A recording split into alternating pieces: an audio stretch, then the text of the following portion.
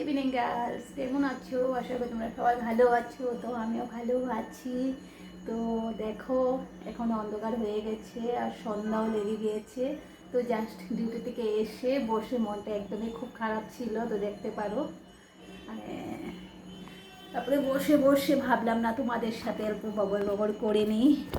জানি না তোমরা তো আমার ভিডিও দেখো না, তাই তারপর বগর বগর করতে চলে এসেছি। চলো রোজের মতন। তা তোমরা কেমন আছো? কোথার থেকে চা খাওয়া কমপ্লিট হলো কি না? তো চলো। আর দেখো, আজকে আমি চুলটারে খোঁপো করে রেখেছি। আর কীরকম লাগছে খোঁপোটা তো বলবে কমেন্ট করে। ভালো লাগে নাই তো করে রেখেছি। আর দেখো, এখানে কাপড় রিয়া এনে রেখে দিয়েছে, রিয়া ওই ঘরে পড়তেছে আর আমি এখানে একলা একলা বসে আছি। আর দেখো দরজা লাগানো, তো রিয়া ওই ঘরে দরজা মেরে লাগায়ে পড়াশোনা করছে। আর চলো, বলো কিছু তোমরা, বলো বলো বলো বলো। তোমাদের রিপ্লাই আসলে আমার খুবই ভালো লাগে। আর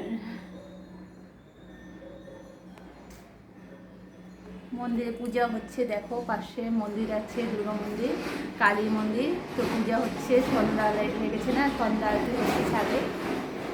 চলো, আমার হাত ব্যথা হয়ে যায়, তাই এই হাতে একবার মোবাইলটা নিই, ওই হাতে একবার মোবাইলটাই নিয়ে নিয়ে ভিডিও করছি। মানে এক হাতে ধরতে পারি না, হাত ব্যথা হয়ে যায়, বেশি টাইম ধরতে পারি না। তো তাই একা একা ভিডিও, মানে মোবাইল ধরে ভিডিও করা যে করে সে জানে। আর তোমাদের একটু একটা লাইকের জন্য।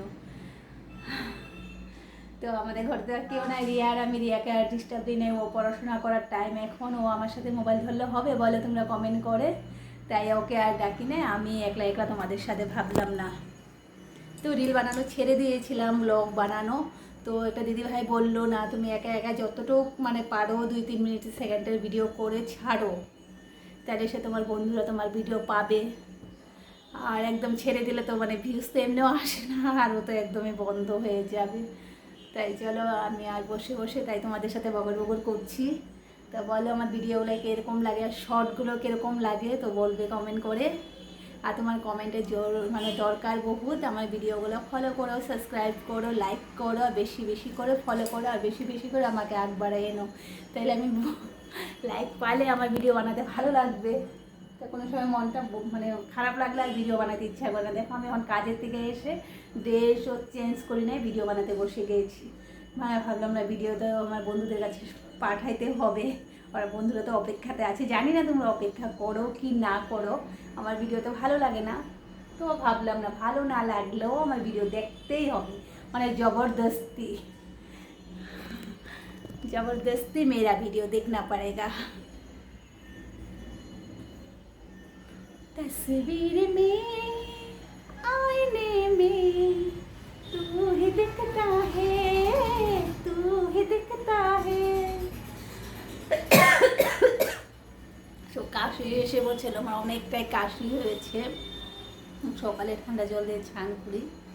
আমার স্নান সকালবেলা 6:30টার মধ্যে, 6টার মধ্যে স্নান করা শেষ, 7টার মধ্যে পূজা কমপ্লিট দেওয়া শেষ হয়ে যায়।